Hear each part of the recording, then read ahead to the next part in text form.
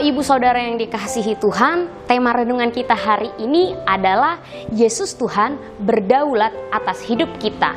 Mari kita sama-sama buka ayatnya, ada di Efesus 1 ayat yang ke-11a. Dalam versi BIMK firman Tuhan berkata, Allah mengerjakan segala sesuatu menurut keinginannya dan keputusannya sendiri. Kata berdaulat dalam judul renungan kita hari ini itu artinya memiliki kekuasaan tertinggi, berkuasa penuh dan punya otoritas tertinggi.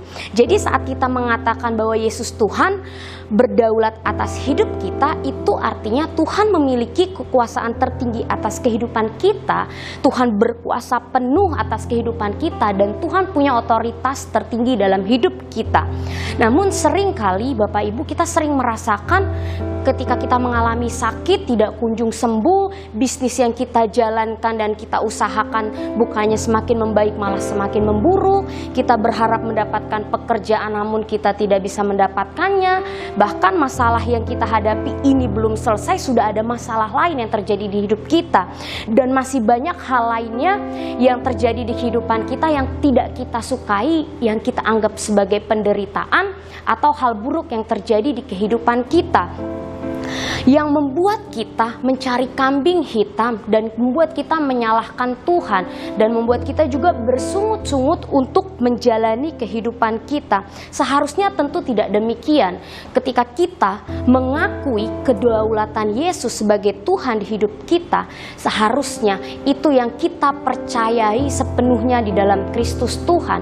Karena orang yang menjadikan pribadi Yesus sebagai Tuhan dalam kehidupannya harusnya membuat kita mengerti, menyadari, bahkan membuat kita mengakui ada kedaulatan Tuhan di dalam kehidupan kita. Dan Bapak Ibu, hari ini kita sudah sama-sama belajar bahwa kedaulatan Tuhan artinya kekuasaan Tuhan secara penuh dalam kehidupan kita. Dengan kata lain, itu artinya Tuhan punya hak secara penuh untuk melakukan apapun yang Tuhan kehendaki di dalam kehidupan kita. Seperti firman-Nya tadi berkata, segala sesuatu apapun yang terjadi Tuhan punya hak. Mau hal yang baik ataupun hal yang buruk, harusnya kita bisa tetap mengucap syukur dan tidak bersungut-sungut. Karena mengapa demikian? Karena kedaulatan Tuhan senantiasa penuh dengan kasih dan penuh dengan setianya.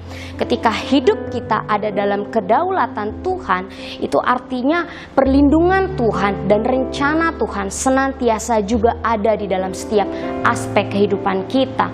Bapak Ibu, percayalah dalam setiap musim kehidupan kita, Yesus Tuhan beserta kita. Dia Allah yang berdaulat atas hidup kita dan Dia Allah yang penuh dengan kasih dan setianya. Tuhan Yesus memberkati.